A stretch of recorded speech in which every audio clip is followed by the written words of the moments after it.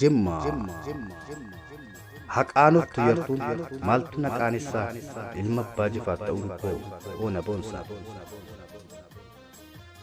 Oromiyaadha biyyi koo biyya magariisaa, Jimmaadha gandi koo ganda warra sooressaa.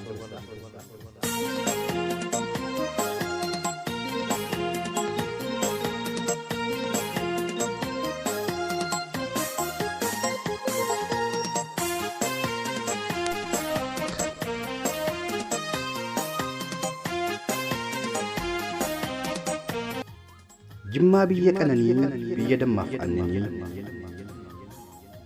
ganda beektotaa fi biyya qotoowwanii, qe'een abbaa jifaar seenaa guddaa qabani.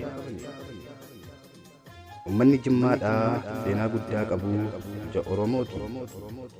Jimmaan tuqamuun qabu warri waa'ee Jimmaa bara nutti lallabu. Jimmaan qabsoo keessaa ka'ee tokkoon qabu jedhee quba isaa kan nutti as qabu nurraa gadi taa'ee jennaan inni ofuu hin danda'u.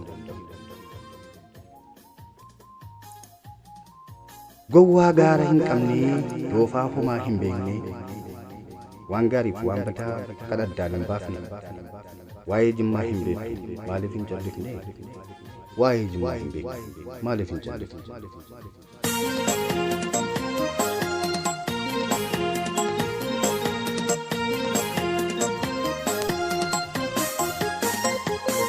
Nama dhagaadhaan dhufe dhadhaadhaan deebisu, nama balaadhaan dhufe nagaadhaan gumaa baasu, harka qullaa kan dhufe dammaan isa geggeessu, kan beelaan itti dhufe waaddii foon nyaachisu, kan dheebuun itti dhufe aannan ho'aa obaasu, kan jibbaa malee hin beekne jaalala barsiisu, nama safuun beenne fuulleetti achi dhiisu, jechi wallaalaan jedhu jara hin dinqisiisu, jechi wallaalaan jedhu jara hin dinqisiisu.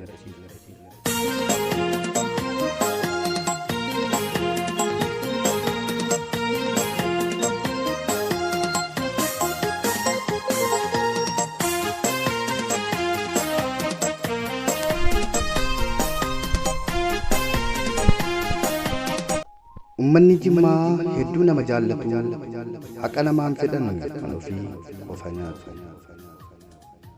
Haqa namaan nyaatan kan ofii qofa nyaatu. Doqnummaa hin beekan waan qaban kennatu, arjaa kenni isaanii takkaa irraan dhaabbatu. Rakkoo nama hundaa fuulleetti hubatu. Rakkoo nama hundaa fuulleetti hubatu. Sagalee hojii kan isin ture. Naayimaan.